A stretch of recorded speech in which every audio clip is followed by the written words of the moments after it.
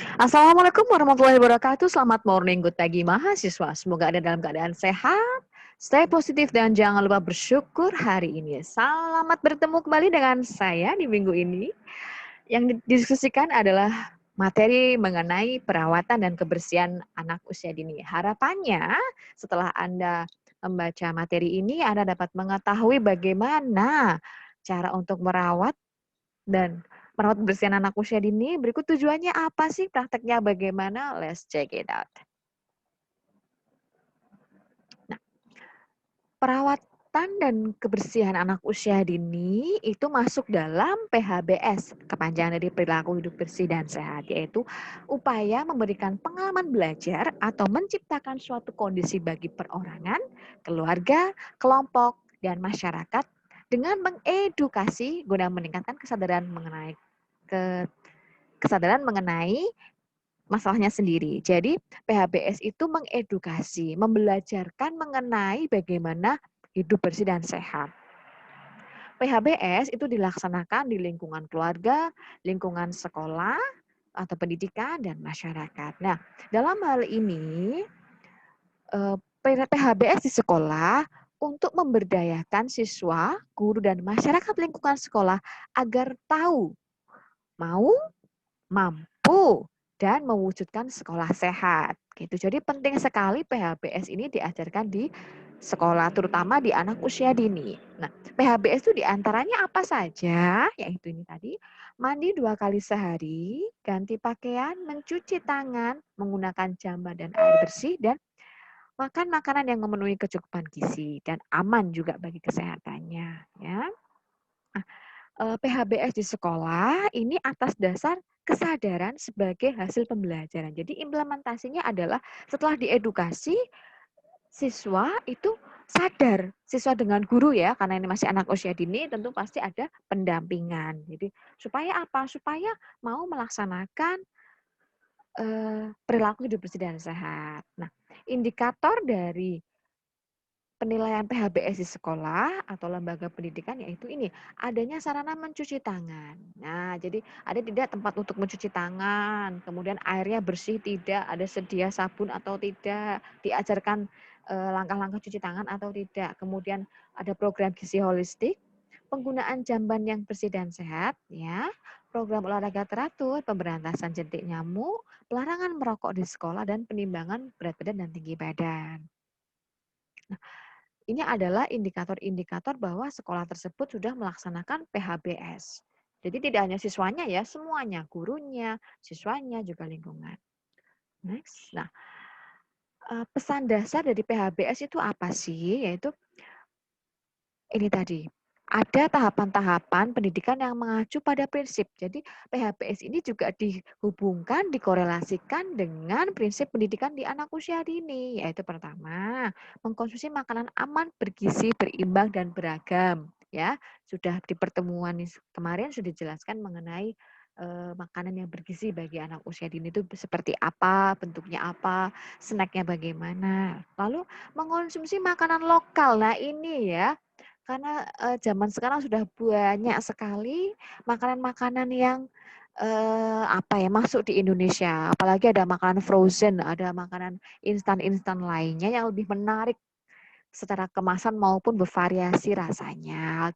Hal itu tentu pasti mengurangi dari, konsumsi makanan lokal ya, seperti snack-snack yang jajanan daerah, jajan pasar ya, getuk, kemudian, apalagi itu makanan-makanan tradisional lah ya, getuk, pisang, cenil, cetit, dan teman-temannya. Lalu ini tadi, menjaga kebersihan diri sendiri, karena untuk anak usia dini ketika di sekolah diajarkan dan didampingi dalam pelaksanaannya, dalam prakteknya oleh guru. Lalu menjaga kebersihan lingkungan, olahraga teratur, dan mengatur waktu istirahat. Nah, untuk mengatur waktu istirahat ini ada di sekolah-sekolah PAUD TKRA yang menerapkan jam tidur siang ya. Biasanya kalau yang full day itu ada tidur siangnya. Ya, dan kalau yang enggak ada ya ya memang itu kembali pada kurikulum di sekolah tersebut. Gitu.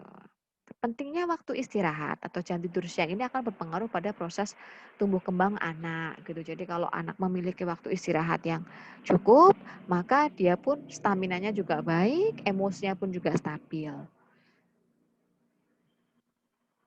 Nah, sasaran PHBS di PAUD TKRA adalah siapapun yang dekat dengan anak ya, yaitu ada 3 komponen di sini, yaitu siswa dalam hal ini anak, kemudian warga sekolah, kepala sekolah, guru, karyawan sekolah, komite, dan orang tua. Jadi terkadang tuh yang bikin dilema adalah ketika di sekolah sudah diajari PHBS dengan sedemikian rupa, ketika di rumah itu tidak diterapkan atau tidak dilanjutkan oleh orang tuanya. Jadi dibiarkan saja. Itu banyak terjadi seperti itu ya. Oleh karena itu perlu adanya komunikasi yang intensif dengan orang tua. Jadi anak juga dikasih tahu, maaf, orang tua dikasih tahu, anak tuh di sekolah belajar apa sih? Nanti ini ya cuci tangan, nanti di rumah dibiasakan cuci tangan. Nah, itu tadi. Oke. Lalu ada masyarakat lingkungan sekolah. Dalam hal ini lingkungan sekolah itu ada apa aja saja, ada rumah warga, ada instansi pemerintah, kelurahan, entah kecamatan, entah apa, bidan desa. Itu juga harus mendukung dari PHBS sendiri. Nah, perawatan dan kebersihan anak usia dini itu kegiatan yang penting dilakukan untuk menjaga dan menjamin proses tumbuh kembang dan pembelajarannya. Jadi kalau anak tidak melaksanakan PHBS diantaranya merawat kebersihan ini, jadi anak otomatis tumbuh kembangnya juga terganggu. Misalnya nggak pernah keramas gitu, nanti anaknya rambutnya gatal-gatal, kutuan, gitu, kulitnya gatal-gatal, akan mengalami penyakit-penyakit kulit gitu. Lalu mengganggu, otomatis pembelajarannya pun terganggu gitu. Sekolah dia nggak nyaman karena gatal, kemudian akan menulari temannya. Nah itu kan jadi lingkungannya jadi nggak sehat ya. Gitu.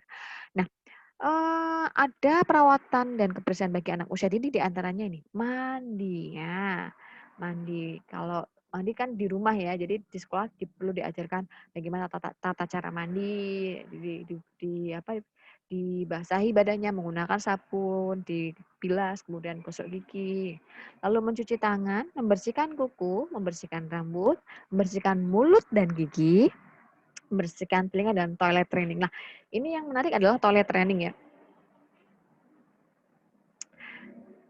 Nah, mencuci tangan dan toilet training itu sangat digalakkan gitu loh. Kalau kita perlu mengadaptasi negara-negara maju yang mana anak usia dini itu sudah diajarkan toilet training, jadi sudah mandiri gitu loh. Kalau mau BAB, BAK tuh bagaimana, di mana, lalu untuk mencuci tangan bagaimana, kapan saja waktu untuk mencuci tangan. Yang pertama ada 2 pokok bahasan yaitu mencuci tangan. Mencuci tangan itu kebanyakan adalah yang penting cuci tangan gitu, pakai air itu udah gitu. Padahal cuci tangan itu harusnya memakai sabun. Karena apa? Tangan itu adalah media penularan penyakit. Jadi ada bakteri dan kuman yang masih menempel tangan, makanya harus pakai sabun untuk memutus tegangan dari kuman dan bakteri itu tadi. Ya. Nah, cuci tangan itu untuk melepaskan lemak kotoran yang menempel di telapak tangan, dan waktu yang diperlukan adalah kurang lebih 1 menit atau 60 detik. Nah, di sini ada 6 langkah cuci tangan ya, yang dikeluarkan oleh Dinas Kesehatan Kabupaten Tegal melalui pamflet-pamfletnya adalah basahi telapak tangan, lalu punggung tangan, lalu sela-sela jari, ujung jari, ibu jari, dan kuku, lalu dibilas. Nah, itu adalah langkah-langkah cuci tangan. Lalu ada lagi toilet training. Toilet training itu adalah latihan untuk BAK dan BAB. Ya, di sini adalah bentuk interaksi antara guru dan siswa yang interaksinya yang menyenangkan gitu loh. Nah, toilet training ini melatih anak untuk mengenalkan rasa ingin BAK, rasa ingin BAB. Jadi kalau di bagian kandung kemihnya ada tekanan, berarti ini aku mau pipis. Tapi kalau perutnya mules, kentut-kentut, berarti saya mau empuk atau BAK gitu ya. Jadi yang penting tuh latihan itu dulu gitu. Yang terjadi adalah pemaksaan gitu loh. Jadi gimana toilet training itu mengajarkan anak yang penting merasakan, oh ini anak saya rasa pup, saya rasa pipis gitu. Nah, toilet training ini berhubungan dengan aspek perkembangan anak. Di sini ada 4 ya. Yang pertama aspek fisiologis yaitu pengendalian otot usus besar dan kantung kemih, kemudian perkembangan motorik halus dan kasar, berarti ketika dia melepas celananya, ketika dia merasakan bahwa ini saya mau pipis, lalu saya harus bagaimana, kemudian nah ini perkembangan kognitif dan bahasa, ketika dia tahu bahwa dia ingin pipis, otomatis dia akan izin atau minta tolong gurunya untuk ke kamar mandi. Nah itu perkembangan kognitif dan bahasanya pun dilatih.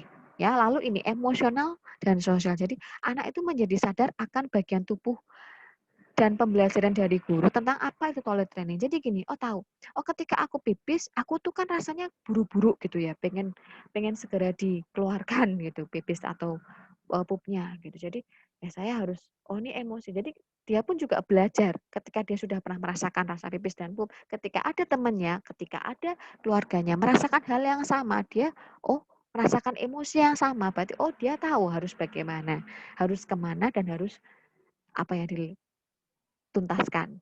Begitu ya. Adapun ya sarana-sarana yang mendukung pelaksanaan toilet training bagi anak usia dini ya. Jadi alat-alat yang memudahkan. Misalnya ini penggunaan toilet kloset untuk dewasa tapi menggunakan alat bantu ya karena kan nggak sampai ya tingginya. Lalu ini untuk pipis ya, melatih toilet training pipis. Gitu. Ini untuk laki-laki ya, bukan anak perempuan. Nah, yang ini ada juga toilet kecil, kloset kecil ya, kloset kecil untuk anak. Jadi ini kalau di flush tombolnya ditekan itu langsung pupnya langsung keluar. Ada juga. Jadi sekarang itu sarana prasarana untuk toilet training bagi anak usia dini, bagi anak TK itu banyak sekali ya. Tinggal kita tuh tahu atau tidak dan apa namanya ya, bisa mencari informasinya gitu. Nah, ini juga ada potty training namanya di sini. Oke. Nah, sampai di sini dulu pertemuan kali ini. Sampai jumpa di minggu depan. Terima kasih. Wassalamualaikum warahmatullahi wabarakatuh.